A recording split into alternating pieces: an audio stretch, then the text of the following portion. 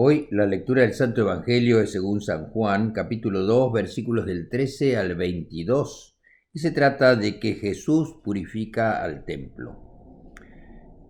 Y dice así el texto: Como ya se acercaba la fiesta de Pascua de los judíos, Jesús fue a Jerusalén y encontró en el templo a los vendedores de novillos, ovejas y palomas, y a los que estaban sentados en los puestos donde se le cambiaba el dinero a la gente.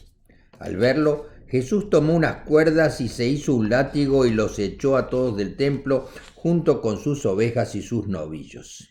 A los que cambiaban dinero les arrojó las monedas al suelo y les volcó las mesas. A los vendedores de palomas les dijo: saquen esto de aquí, no hagan un mercado de la casa de mi Padre. Entonces sus discípulos se acordaron de la escritura que dice: me consumirá el celo por tu casa. Y los judíos le preguntaron: ¿qué prueba nos das de tu autoridad para hacer esto? Y Jesús les contestó: destruyan este templo y en 3 días volveré a levantarlo. Los judíos le dijeron: 46 años se ha trabajado en la construcción de este templo y tú en 3 días lo vas a levantar. Pero el templo al que Jesús se refería era su propio cuerpo. Por eso, cuando resucitó, sus discípulos se acordaron de esto que había dicho y creyeron en la Escritura y en las palabras de Jesús. Esta es la palabra de Dios. Gloria a ti, Señor. La mayoría de los estudiosos de la Biblia creen que la limpieza del templo se llevó a cabo hacia el final de la vida de Jesús. Y este incidente es lo que precipita la crucifixión de Jesús. La Pascua era la más santa de las fiestas, donde los peregrinos venían a hacer sacrificios al templo. El pueblo subía a Jerusalén, que está en lo alto de una montaña, y además es la ciudad santa. Así que la peregrinación tendría el sentido de subir a la presencia de Dios. La población de Jerusalén pasaba de 50.000 a 180.000 personas durante la Pascua. En el templo, Jesús encuentra vendedores de animales y cambistas de dinero. Este tipo de negocios eran necesarios porque la gente que venía de fuera no podía traer sus propios animales. Además, solamente animales de primera calidad sin mancha eran aceptables para el sacrificio y sería muy difícil mantener un animal en perfectas condiciones trayéndolos, aunque fuera de una corta jornada como de la cercana Galilea. E imposible para quienes venían desde Roma o Egipto o de otros lugares lejanos. El cambio de dinero también era necesario porque los viajeros traían monedas de varias naciones y la regla decía que solo se podía utilizar un tipo de monedas para el impuesto del templo. Los vendedores seguramente estaban localizados en el patio frente al templo. Imagínense las tiendas de los vendedores dificultando el caminar o acercarse al templo, en especial por la gran cantidad de gente que quería entrar. La gente se sentía mal por el innecesario amontonamiento y el mal olor en los patios del templo y por los desechos de los animales y de otros. Nadie se opone a Jesús ni tratan de detenerlo cuando Jesús hace un látigo de cuerdas y saca a los animales grandes del templo. Nadie hace un movimiento para detener a Jesús, probablemente porque están contentos de ver que se remueven las ofensas del área del templo. Pero Caifás, el sumo sacerdote, ve en este comportamiento de Jesús un ataque a su autoridad que permitía todo este tipo de negocios y comportamientos.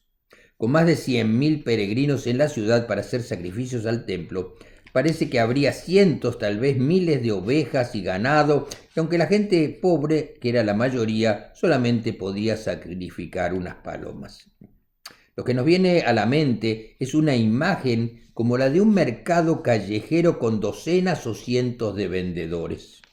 Y siempre había el peligro que un animal grande de esos se pudiera soltar y profanar partes del templo.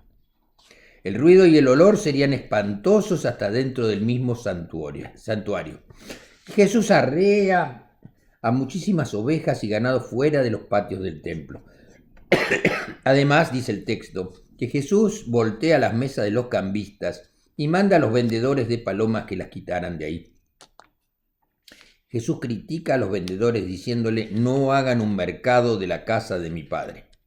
Con su comportamiento, Jesús desafía a la autoridad del templo, interrumpiendo todo un sistema y el negocio del templo durante una de las más significativas y provechosas fiestas del año, haciendo que ni los sacrificios ni los diezmos se pudieran hacer ese día. Los discípulos le dicen a Jesús una frase que está en la antigua escritura que dice: porque me consumió el celo de tu casa. Esto viene del Salmo 69, donde el salmista se lamenta del sufrimiento que ha resultado de la fidelidad del Señor. El misterio de Jesús va a estar centrado en el celo, en el ser fiel a Dios hasta las últimas consecuencias. Observemos que el enojo de Jesús no estaba dirigido en contra de quienes estaban dirigiendo un servicio religioso, sino contra los que contaminaban e irrespetaban. Su acción es positiva para el templo, y Jesús no rechaza al templo sino a los que lo corrompen. El templo, construido como testimonio para Dios y como medio para acercar a las personas a Dios, ahora es un objeto de adoración, un fin en sí mismo. El negocio dejando de lado el sentido para lo que había sido levantado, en lugar de adoración a Dios Todopoderoso. Se ha cambiado el destino del templo. En esta parte del Evangelio, cuando habla de la destrucción del templo, en realidad está diciendo que tantos son nuestros pecados que nos hemos olvidado realmente de Dios, que tenemos una nueva idolatría, que el nuevo Dios es el negocio y el dinero, y por eso estamos listos para ser destruidos. Jesús mismo se va a convertir en esa morada viviente de Dios en la tierra, el cumplimiento de todo lo que significa el templo y el centro de todo culto verdadero. Y es en ese templo que el sacrificio último, la muerte de Jesús, por nosotros va a pasar para ser reconstruido en 3 días. Y fue así que cuando Jesús resucitó de los muertos, sus discípulos se acordaron que había dicho esto y entendieron lo que les había dicho. El nuevo templo era Jesús. En él se había encarnado la palabra de Dios y revelaba a Dios con más claridad que el templo de piedras. Lo importante es saber que el templo vivo es nuestro prójimo. ¿Cuántas personas sencillas, humildes, buscan a Dios y son usadas como si estuvieran en una plaza de mercado? ¿Cuántas iglesias especulan y le sacan provecho a la gente por intereses personales o religiosos?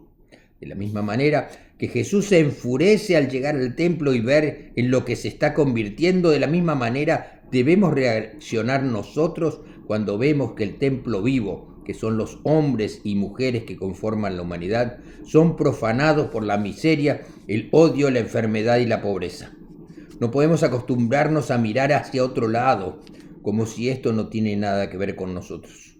No nos podemos desentender. Tenemos que entender que la vida es un don y que nuestra tarea es cuidarla y protegerla. Amén. Que tengan una buena semana y que Dios los bendiga.